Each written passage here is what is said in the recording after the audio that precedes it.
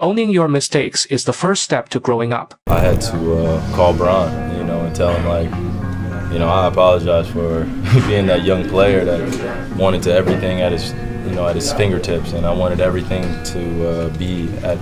It's not the easiest thing in the world, and like I said, only few are meant for it or chosen for it. During his more than a year with the Celtics, Kyrie Irving never truly got what he wanted. On this day after the team lost to the Orlando Magic, Irving looked at the young Jason Tatum, Jaylen Brown, and Terry Rozier in the locker room and said, "You young players don't know what it takes to be a championship team, and you don't know what it takes every single day." At that exact moment, he finally understood those words. You are surrounded by young people who are just like you used to be, full of ambition, passion, and desire. They study your strengths and weaknesses under a microscope, using you as their target. Tell me, how hard is it to defend your empire? In life, success is only temporary, while failure is the main melody. When LeBron James received the phone call, he was already with the Los Angeles Lakers. He glanced at Kevin Love sitting across the dining table and said, "It's Kyrie calling." He has anticipated this call for a very long time. Yet, throughout those 1.5 years, LeBron had never complained about Irving in any setting. It is just as Yuhua wrote in To Live. You don't know how the story begins, nor do you know how it ends. Nothing is more persuasive than time, because time can change everything without ever giving us notice. In the 2016 finals, the Cavaliers pulled off a miraculous comeback from a 1-3 deficit against the Warriors, capturing the city's first championship trophy in 52 years. Looking at LeBron standing under the spotlight, Irving was filled with mixed emotions.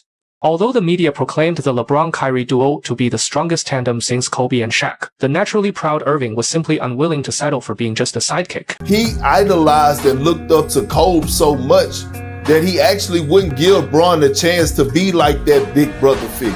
Off-season, a massive spike in the NBA's new television broadcast rights deal caused the salary cap to skyrocket from $70 million to $94 million.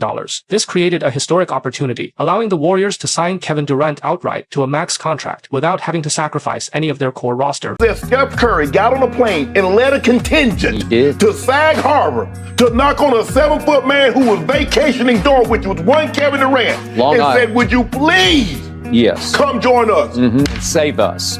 Does that not sound like somebody that is fearful of one LeBron James? The 2017 finals marked the third consecutive year of the Cavaliers-Warriors showdown, which ultimately ended in a disappointing 1-4 defeat for the Cavs. In the Oracle Arena tunnel, LeBron James said to Kyrie Irving, "We'll be back. We'll get back to this stage." Back in the locker room, they discussed their off-season recruitment plans, setting their sights directly on Indiana Pacers star Paul George. Brokered by former teammate Dante Jones, George traveled to LeBron's mansion in Los Angeles for a meeting. LeBron's objective was crystal clear. He wanted the team to do everything possible to acquire George without moving Irving. At the same time, however, the Cavaliers front office was secretly exploring a parallel scenario, using Irving as a trade chip to acquire both Paul George and Eric Bledsoe. Although this proposal was ultimately rejected by the Pacers' general manager, the moment Irving learned he was being put on the trading block, he developed a profound sense of distrust toward the franchise. A month later, he officially requested a trade. Making matters worse, Cavaliers general manager David Griffin chose to step down around this time due to escalating conflicts with team owner Dan Gilbert. Left with absolutely no leverage, the Cavaliers finally traded Irving to the Boston Celtics in August.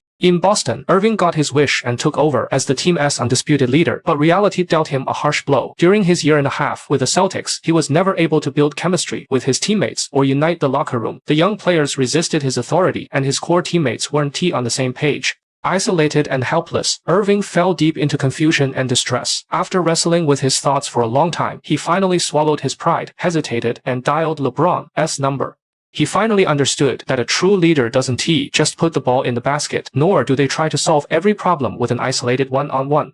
A leader has so much more to do. I was in the same maturity level I am now and understanding who I am, and I look back on that time then, we definitely would have won more championships. As for LeBron, he had long since grown accustomed to the feeling of fighting alone. No matter who left his side, he had his own mission to keep moving forward, never stopping. LeBron James is about to be the all-time leading scorer and about to be top 5 in assists. It's gonna happen. I hate it. I don't hate it. But you can't stop it.